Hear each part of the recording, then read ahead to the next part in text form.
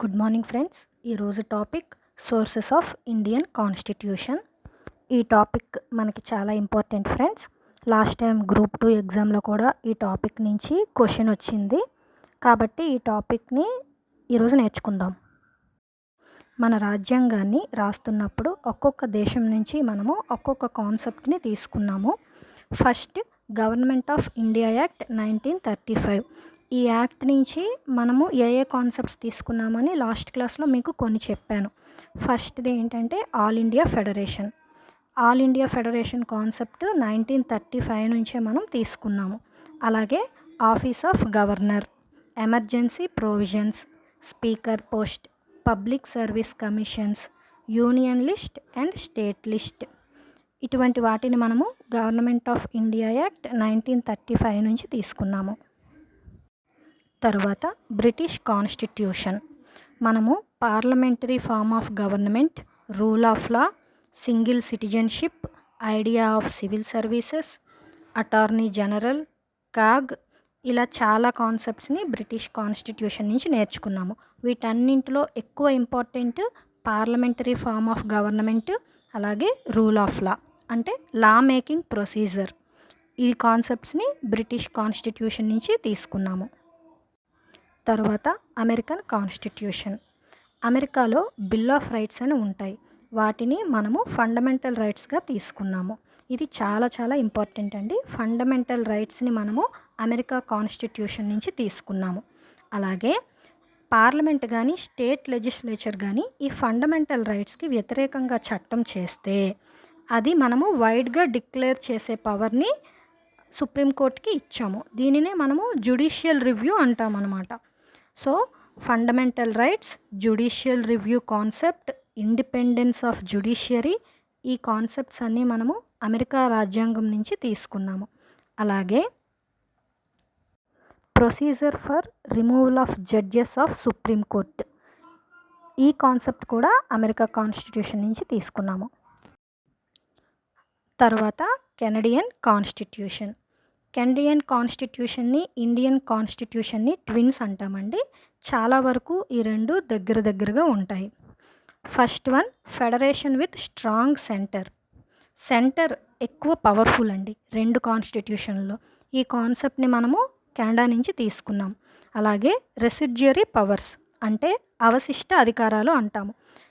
మీకు తెలుసు కదా, స్టేట్ లిస్ట్ అని, యూనియన్ లిస్ట్ అని పవర్స్ని డివైడ్ చేశారని. ఏ అధికారాలు అయితే ఈ రెండు లిస్టులోకి రాదో వాటిని మనము రెసిడ్యూరీ పవర్స్ అంటాము. అమెరికాలో అయితే ఈ రెసిడ్యూరీ పవర్స్ స్టేట్తో ఉంటాయి. మన ఇండియాలో, కెనడాలో ఈ పవర్స్ సెంటర్తో ఉంటాయి. అందుకే మనము మన రెండు కాన్స్టిట్యూషన్స్ని ట్విన్స్ అని అంటాము. రెసిడ్యూరీ పవర్స్ కాకుండా కాన్కరెంట్ లిస్ట్ అని ఇంకొకటి ఉంటుందండి. ఇది ఏంటి అంటే సెంటరు, స్టేటు రెండు కలిపి లా చేయొచ్చు. దీనిని కాన్కరెంట్ లిస్ట్ కాన్సెప్ట్ అంటాము. ఇది షెడ్యూల్ 7లో ఉంటుంది.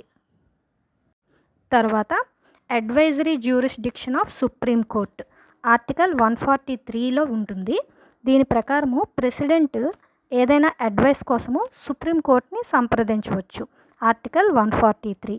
రీసెంట్గా మన రాష్ట్రపతి ద్రౌపది ముర్ము గారు సుప్రీం కోర్టుని గవర్నర్ యొక్క అధికారాల మీద ఒక సలహా అడిగారు. దాని గురించి మీకు ఎవరికైనా ఇంట్రెస్ట్ ఉంటే తర్వాత గూగుల్లో ఒకసారి చదివి తెలుసుకోండి. ఈ ఆర్టికల్ రీసెంట్గా వచ్చింది కాబట్టి ఎగ్జామ్లో అడిగే అవకాశం ఉంది. Article 143 advisory jurisdiction of supreme court. దీనిని మనము కెనడా కాన్స్టిట్యూషన్ నుంచి తీసుకున్నాము. తర్వాత ఐరిష్ కాన్స్టిట్యూషన్. ఐర్లాండ్ నుంచి మనము డిపిఎస్పిస్ని తీసుకున్నాము. Directive principles of state policy, ఆదేశిక సూత్రాలు అంటాము. ఈ బిట్ చాలా ఇంపార్టెంట్. తర్వాత nomination of members to Rajya Sabha. మనము 12 మెంబర్స్ని రాజ్యసభకు నామినేట్ చేస్తాము.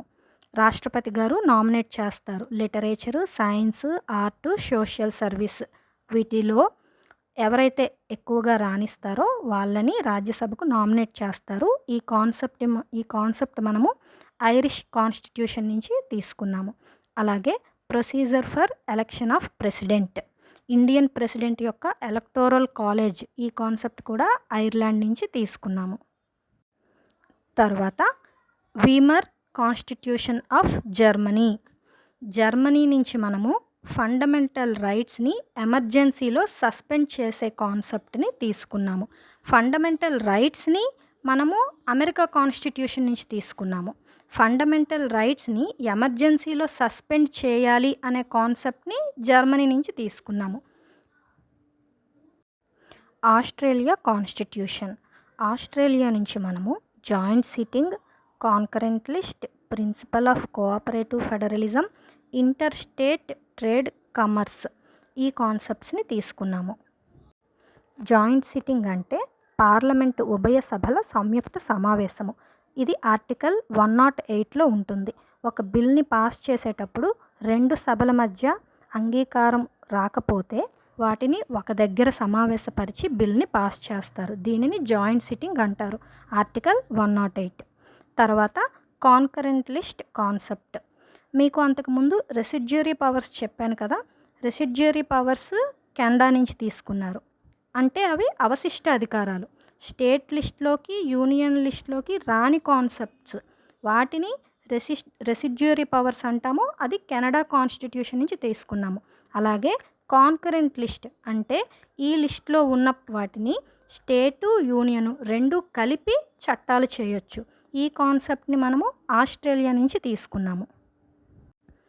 తర్వాత రష్యా కాన్స్టిట్యూషన్. ఫండమెంటల్ డ్యూటీస్ అనే కాన్సెప్ట్ని మనము రష్యా నుంచి తీసుకున్నాము. Russian constitution. రష్యన్ కాన్స్టిట్యూషన్ నుంచి ఫండమెంటల్ డ్యూటీస్ అలాగే ప్రీయాంబిల్లో జస్టిస్ అనే కాన్సెప్ట్ని తీసుకున్నాము. ఫండమెంటల్ రైట్స్ని అమెరికా నుంచి తీసుకున్నాము. Directive principles of state policy, ఆదేశిక సూత్రాలని ఐర్లాండ్ నుంచి తీసుకున్నాము. ఫండమెంటల్ డ్యూటీస్, ప్రాథమిక విధులను రష్యా కాన్స్టిట్యూషన్ నుంచి తీసుకున్నాము. ఈ 3 చాలా important. French constitution. Liberty, equality, fraternity, ఈ 3 టర్మ్స్ మనకి ప్రియాంబిల్లో ఉంటాయి. వీటిని మనము ఫ్రెంచ్ కాన్స్టిట్యూషన్ నుంచి తీసుకున్నాము. ప్రియాంబిల్లో జస్టిస్ అనే కాన్సెప్ట్ని రష్యా నుంచి తీసుకున్నాము. ఈక్వాలిటీ, లిబర్టీ, ఫ్రెటర్నిటీ అనే కాన్సెప్ట్ని ఫ్రెంచ్ నుంచి తీసుకున్నాము. తెలుగులో అయితే రాజ్యాంగ పీఠిక. ప్రియాంబిల్లో లిబర్టీ, ఈక్వాలిటీ, ఫ్రెటర్నిటీ, స్వేచ్ఛ, సమానత్వము, సౌభ్రతత్వము, ఈ కాన్సెప్ట్స్ని ఫ్రెంచ్ కాన్స్టిట్యూషన్ నుంచి తీసుకున్నాము. South African constitution. South Africa నుంచి election of members to Rajya Sabha, ఈ కాన్సెప్ట్ని తీసుకున్నాము. అలాగే procedure for amendment of constitution, article 368, ఈ కాన్సెప్ట్ని సౌత్ ఆఫ్రికా నుంచి తీసుకున్నాము. రాజ్యసభకు 12 మెంబర్స్ని నామినేట్ చేసే కాన్సెప్ట్ని ఐర్లాండ్ నుంచి తీసుకున్నాము. నామినేషన్ కాన్సెప్ట్ ఐర్లాండ్ నుంచి, మెంబర్స్ని ఎన్నుకునే కాన్సెప్ట్ సౌత్ ఆఫ్రికా నుంచి తీసుకున్నాం. ఈ చిన్న డిఫరెన్స్ గుర్తుపెట్టుకోండి. Next Japan constitution. Procedure established by law అనే కాన్సెప్ట్ జపాన్ నుంచి తీసుకున్నాము. మనకి 2 కాన్సెప్ట్స్ ఉంటాయి friends, rule of law, procedure established by law. వీటిని పార్లమెంట్లో ఉపయోగిస్తారు. రూల్ ఆఫ్ లా అనే కాన్సెప్ట్ బ్రిటిష్ నుంచి తీసుకున్నాము. ప్రొసీజర్ ఎస్టాబ్లిష్డ్ బై లా అనే కాన్సెప్ట్ జపాన్ నుంచి తీసుకున్నాము. అలాగే జీవించే హక్కు, రైట్ టు లివ్, ఈ కాన్సెప్ట్ని జపాన్ నుంచి తీసుకున్నాము. ఈరోజు కాన్సెప్ట్ని మీరు కూడా ఇంకొకసారి చదవండి ఫ్రెండ్స్. నేను ఏదైనా కాన్స్టిట్యూషన్లో ఏదైనా పాయింట్స్ మెన్షన్ చేయడం మిస్ అయితే మీరు వాటిని కామెంట్ సెక్షన్లో తప్పకుండా తెలియజేయండి. అలాగే ఈ వీడియో మీకు ఉపయోగపడినట్లయితే ఒక లైక్ చేయండి. మీ లైక్ ద్వారా ఈ వీడియో మనలాంటి ఇంకొక అభ్యర్థి వరకు వెళ్తుంది. Thank you so much.